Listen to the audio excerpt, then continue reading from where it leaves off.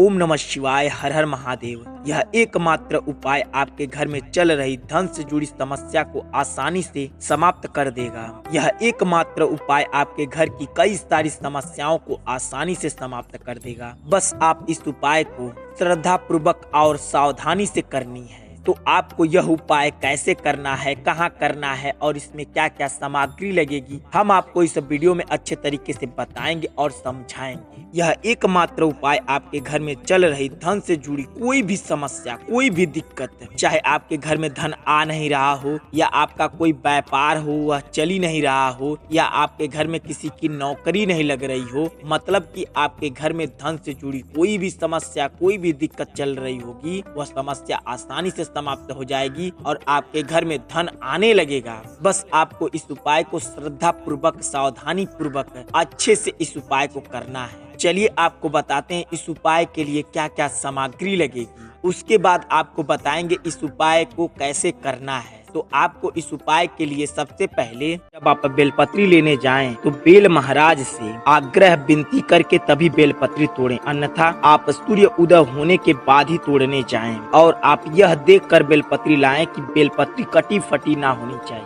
वह साबुत बेलपत्री होनी चाहिए। अब आपको थोड़ा सा शहद लेना है और आपको थोड़ा सा चंदन लेना है। इन सारी सामग्रियों के साथ साथ आपको 1 लोटा जल लेना है। इस बात का बेहद ध्यान रखें, अगर आप अपने घर में गंगा जल रखे हैं तो उस जल में थोड़ा सा गंगा जल जरूर डाल लें। और जब आप लोटे में गंगा जल डाल रहे हो तो हर हर गंगे मन में एक बार बोलना बेहद जरूरी है। अब आप इन सारी सामग्रियों को लेने के बाद अगर आप चाहते हैं कि और कोई फूल पत्ती भगवान शिव को अर्पित करना है तो ले सकते हैं, पर यह सामग्री आपको बेहद आवश्यक है। इतना सब कुछ लेने के बाद अब आपको भगवान शिव के मंदिर पर जाना है। इस बात का बेहद ध्यान रखें आप सभी। कभी भी आप पूजा पाठ के लिए भगवान शिव के मंदिर पर जाएं तो एक बात का बेहद ध्यान रखें कि उस मंदिर का प्राण प्रतिष्ठा हुआ है कि नहीं हुआ है। यह प्राण प्रतिष्ठा क्या होता है हम आपको संक्षिप्त में बता देते हैं। जब कभी भी मंदिर की स्थापना होती है तो उसमें सबसे पहले उस मंदिर का प्राण प्रतिष्ठा होता है। किसी भी देवी देवता का मूर्ति उस मंदिर में बैठाया जाता है तो सबसे पहले उस मूर्ति में प्राण प्रतिष्ठा की जाती है, उसके बाद ही उस मंदिर का पूजा पाठ किया जाता है। अगर आपको प्राण प्रतिष्ठा क्या होता है पूर्णतः जानना है तो आपको नीचे डिस्क्रिप्शन में एक वीडियो का लिंक दिए हैं, आप उस वीडियो को देखकर पूर्णतः समझ सकते हैं कि प्राण प्रतिष्ठा क्या होता है और इसका क्या महत्व है। जब आप शिव मंदिर पर चले जाएं, घंटी को 3 बार बजाकर हर हर महादेव का नारा 1 बार लगा लें, उसके बाद ही उस मंदिर में प्रस्थान करें। अब आपको उस मंदिर के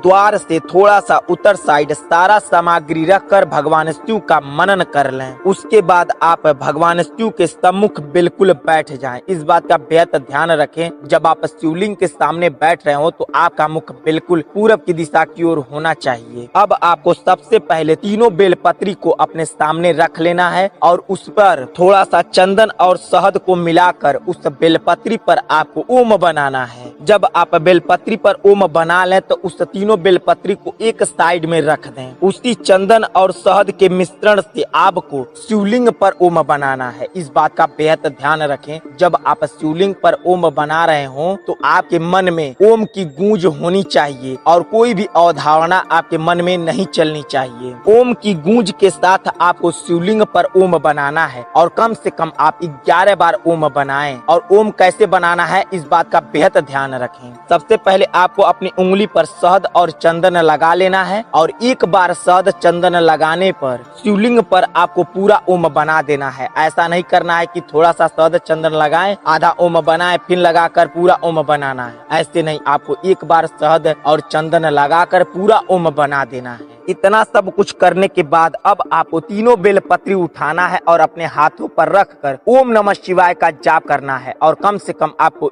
11 बार ओम नमः शिवाय का जाप करना है। जब आप जाप कर लें तो उसके बाद 1 बेलपत्री शिवलिंग के ऊपर रख दें और 1 बेलपत्री अशोक सुंदरी की जगह रख दें और 1 बेलपत्री जलधारी के बिल्कुल सीधाई पर जहाँ जल गिरता है वहाँ पर रख दें। अब आपको अपने हाथ जोड़कर आंख बंद करके आपकी जो इच्छा है, जो जो मनोकामना है भगवान शिव को कह देनी है। अब आप जो कुछ भी फूल पत्ती भगवान शिव को चढ़ाने के लिए लेकर गए हैं वह उनके ऊपर समर्पित कर दें। अब आपको अंत में लोटे का जल लेना है और ओम नमः शिवाय का जाप करके लोटे का जल धीरे धीरे शिवलिंग पर गिराना है। और इस बात का बेहद ध्यान रखें, जब लोटे का जल शिवलिंग पर गिरा रहे हो तो आपको श्री शिवाय नमस्तुभ्यम का जाप करना है। और कब तक जाप करना है? जब तक लोटे का जल पूरा गिर ना जाए। जब पूरा लोटा का जल गिरा लें तो आप लोटा उल्टा करके भगवान शिव के सामने रख दें और वहाँ पर जो आप जलधारी के बिल्कुल सिधाई पर जो बेलपत्री रखे थे उस बेलपत्री को आप उठा लें। अब आप लोटा और बेलपत्री लेकर अपने घर चले आएं। इस बात का बेहद ध्यान रखें कि बेलपत्री जब वहाँ से उठा लें तो आपको बोलना नहीं है। आप इशारे में उनसे कुछ भी कह सकते हैं, पर आप जब जलधारी के बिल्कुल सिधाई वाला बेलपत्री उठा लें तो आपको बोलना नहीं है और तुरंत घर पे आए, जहाँ कहीं भी आप पूजा पाठ करते हो उस बेलपत्री को रख दें। उसके बाद आप बोल सकते हैं। अब आपको जैसे ही शाम होती है, जैसे ही सूर्य देवता डूब जाते हैं,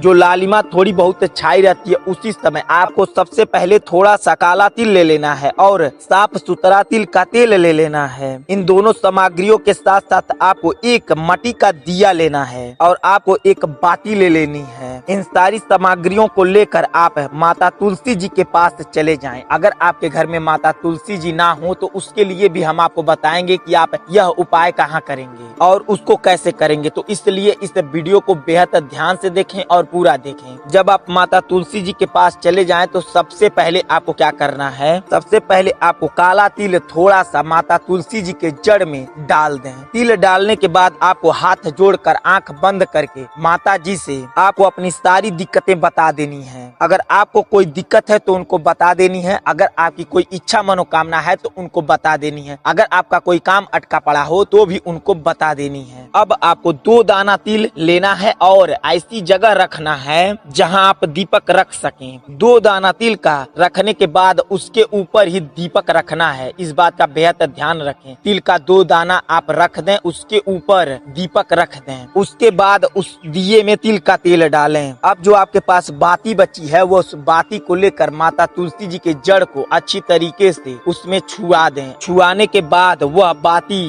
दिए में रख कर उसे प्रज्वलित कर दें। दीपक जलाने के बाद इस बात का बेहद ध्यान रखें, जो आप दीपक की बाती लगाए हैं वह तुलसी माता जी की तरफ होनी चाहिए। जब आप दीपक जला लें तो जो आप तिल का दाना उनके जड़ के पास छीटी हैं या छीटे हैं तो उसमें से कुछ दाना माता तुलसी जी से मांग कर वह ले लें और अपने तिल के जो तिल लेकर गई हैं उस तिल में डालकर अच्छे से मिला लें और वह तिल लेकर चले आए अपने घर में। उस तिल के दाने को अपने घर में हर एक कमरे में हर एक जगह एक एक तिल फेंक देना है। इतना जब कर लेंगे आप दूसरा दिया लेना है और ठीक उसी प्रकार आपको साफ सुथरा दिया लेना है और उस दिए के लिए आपको साफ सुथरा तिल का तेल लेना है और साफ सुथरी बाती लेनी है। इस बात का बेहद ध्यान रखें, वह दिया पहले जलाया ना हो। ऐसा नहीं कि जो दिया जला हो और फिर उसके बाद उसे यूज कर ले, नहीं। जो दिया एक बार यूज हो गया है उसको आपको नहीं लेना है। साफ सुथरी दिए की बाती लेनी है और दिया भी साफ सुथरा ही लेना है। दिए के साथ साथ आपको थोड़ा सा चावल लेना है। इस बात का बेहद ध्यान रखें, जो चावल का दाना ले वो आपके घर का ही होना चाहिए। ये नहीं कि किसी के घर से मांग ले, नहीं, वह चावल का दाना आपके घर का होना चाहिए। ठीक उसी प्रकार जिस प्रकार हम आपको पहले बताए हैं उसी प्रकार आपको माता तुलसी जी के पास जाना है। वैसे ही चावल का दाना उनके जड़ में रख देना है और आपकी जो इच्छा है, जो मनोकामना है, जो कोई भी काम अटका पड़ा है वह माता तुलसी जी को श्रद्धा पूर्वक अपने मन में कहकर माता जी को बता देनी है। वहाँ से भी आपको थोड़ा सा चावल का दाना लेकर जो चावल लेकर गए हैं उसमें मिला लें। यह चावल का दाना अपने घर के बाहर बाहर छींटना है। इस बात का बेहद ध्यान रखें, जो चावल का दाना है वो घर में नहीं छींटना है, उसे आपको अपने घर के चारों तरफ बाहर बाहर छींटना है। यह 2 दीपक का उपाय आपके जीवन के लिए अति लाभकारी है, क्योंकि यह उपाय कई सारी ग्रंथों में भी बताया गया है। अगर आपके घर बड़ी से बड़ी विपदा चल रही हो तो यह उपाय जरूर करके देखें। अब आपको बताते हैं, अगर आपके घर माता तुलसी जी ना हो तो आपको यह उपाय कहाँ करना है और कैसे करना है। इस उपाय के लिए आपको अपने घर से सबसे नजदीक जो कोई भी मंदिर हो, चाहे किसी भी देवी देवता का मंदिर हो, आपके घर से जो सबसे नजदीक पड़ता हो